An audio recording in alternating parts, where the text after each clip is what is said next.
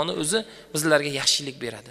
Alloh taolo hammalarimizni, farzandlarimizni saodatli, baxtli, tarbiyali, taqvoli bo'lishligini Robbimni o'zi hammalarimizga nasib aylab, yetuk, qori, fazilatli biz vafot etganimizdan keyin farzandlarimiz bizni haqqimizga duo olib beradigan, duo qiladigan insonlardan bo'lmog'imizni Robbim hammalarimizga nasib aylasin.